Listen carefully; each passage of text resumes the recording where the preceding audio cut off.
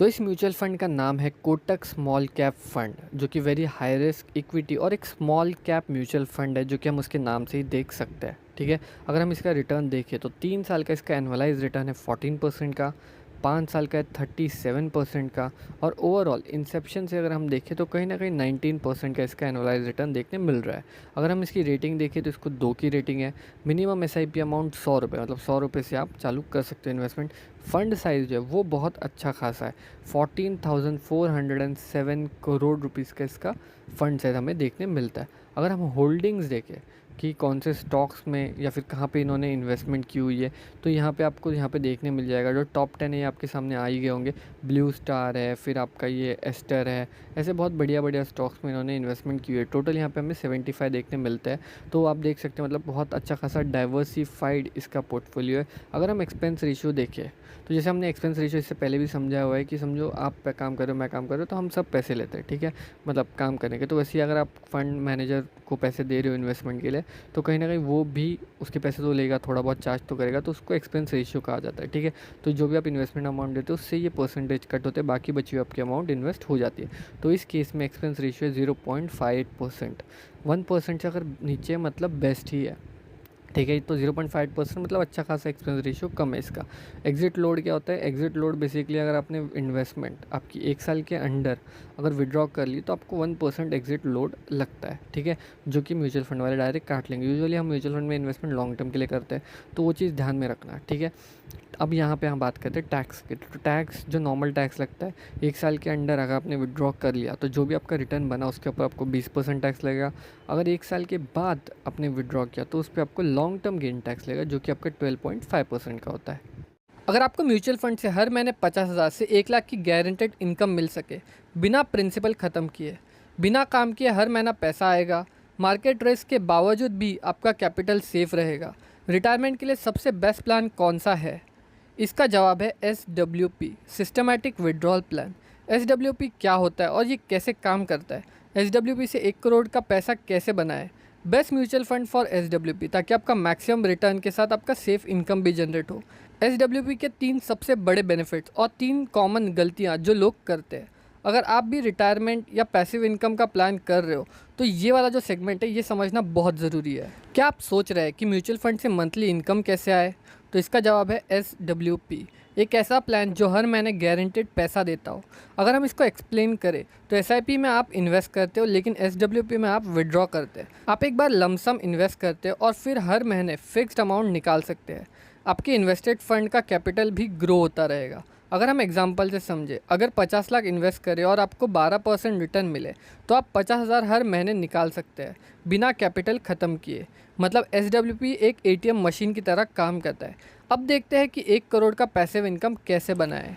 अगर आप चाहते हैं कि आपको लाइफ टाइम 1 लाख हर महीने मिले तो SWP कैसे काम करेगा वो समझना ज़रूरी है। पहले एक प्रॉपर इन्वेस्टमेंट प्लान बनाइए। अगर हम एक कैलकुलेशन देखिए, अगर आप 1 करोड़ इन्वेस्ट करें और आपको 12% रिटर्न आए तो आपको 1 लाख पर मंथ आप निकाल सकते हो। वहीं पे अगर आप 50 लाख इन्वेस्ट करें तो आप 50,000 पर मंथ निकाल सकते हो। और वहीं पे अगर आप 25 लाख इन्वेस्ट करें तो आप 25,000 तक पर मंथ निकाल सकते हो। मतलब जितना ज़्यादा आप इन्वेस्ट करेंगे उतना ज़्यादा आपको मंथली इनकम मिलेगी। अब देखते हैं best mutual fund for SWP। अगर SWP पावरफुल है तो बेस्ट म्यूचुअल फंड्स कौन से हैं?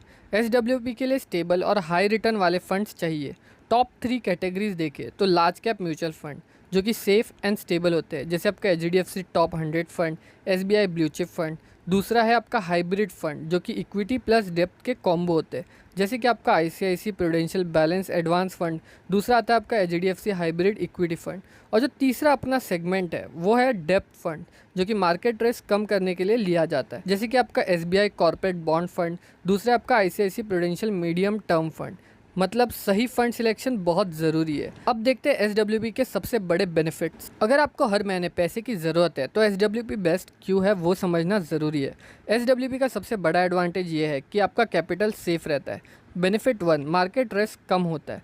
SIP में मार्केट के फ्लक्चुएशन ज़्यादा होते हैं, लेकिन SWP में रेगुलर इनकम मिलती है। हाइब्रिड और डेप्थ फंड में रिस्क तो और कम हो जाता है। Benefit 2, monthly income tax free हो सकती है। अगर आपका विड्रॉल का अमाउंट 1 लाख तक है तो आपको मिनिमल होगा। इंडेक्सेशन बेनिफिट से लॉन्ग टर्म का टैक्स कम हो जाता है। बेनिफिट 3, प्रिंसिपल भी ग्रो होता रहेगा। अगर आपका फंड रेगुलर आपको 12 से 15% का कैगर दे रहा है तो आपका कैपिटल भी इंक्रीज होता रहेगा। मतलब SWP एक लाइफ टाइम इनकम सोल्यूशन दे सकता है। सोचिए अगर सिर्फ 5,000 महीने की SIP से आप 1 करोड़ बना सकते हैं तो क्या SIP एक मैजिक फार्मूला है जो आपको करोड़पति बना सकता है? मार्केट का रिस्क होने के बावजूद भी SIP कंसिस्टेंटली कैसे काम करता है? 90% लोगों को नहीं पता कि SIP का एक्चुअल मैजिक होता क्या है। अगर आप स्टॉक मार्केट में डायरेक्ट इन्वेस्ट नहीं करना चाहते हो तो क्या करना चाहिए? SIP एक सिंपल और पावरफुल टूल है जो लॉन्ग टर्म वेल्थ क्रिएट करता है। अगर हम एग्जाम्पल से समझे तो SIP बेसिकली क्या होता है? आपका सिस्टमैटिक इन्वेस्टमेंट प्लान, एक डिसिप्लिन्ड इन्वेस्टिंग मेथड है। हर महीने एक फिक्स्ड अमाउंट ऑटोमेटिकली इन्वेस्ट होता है। मार्केट हाई हो या लो, आप कंसिस्टेंटली इन्वेस्ट करते हो। और जैसे मैंने आपको बताया, अगर आप 5,000 हर महीने इन्वेस्ट करते हो और वो अगर आपको 15% कैगर रिटर्न देता है तो 10 साल में आप 13 लाख बना लोगे, 15 साल में 40 लाख और 20 साल बाद आप 1 करोड़ से ज़्यादा का आपका जो इन्वेस्टमेंट है वो हो जाता है। मतलब जितना लंबा आप होल्ड करोगे उतना ज़्यादा आपका पैसा ग्रो करेगा। अब देखते हैं कि 1 करोड़ कैसे बना सकते हैं। क्या 5,000 महीने का इन्वेस्टमेंट सच में 1 करोड़ बना सकता है? पावर ऑफ कंपाउंडिंग का मैजिक यहाँ काम करता है। अगर हम SIP का कैलकुलेशन देखें तो 5,000 SIP अगर आपको 12% कैगर रिटर्न देता है तो 20 साल में आपका 50 लाख बनता है। वहीं अगर आपको 15% कैगर रिटर्न मिलता है तो आपको 1 करोड़ से ज़्यादा का आपका यहाँ पे इन्वेस्टमेंट हो जाता है। और वहीं पे अगर आपको 18% कैगर रिटर्न मिलता है तो जो आपका टोटल अमाउंट बनता है वो बनता है 1.6 करोड़। वहीं पे अगर आपने जैसे अपने एग्जांपल देखा, सेम 5,000 SIP अगर 10 साल में बंद कर दिया जाए तो सिर्फ आपके 13 लाख बनेंगे। वहीं पे अगर आप कंटिन्यू रखते हो तो आपको 1 करोड़ से ज़्यादा का प्रॉफिट होता है।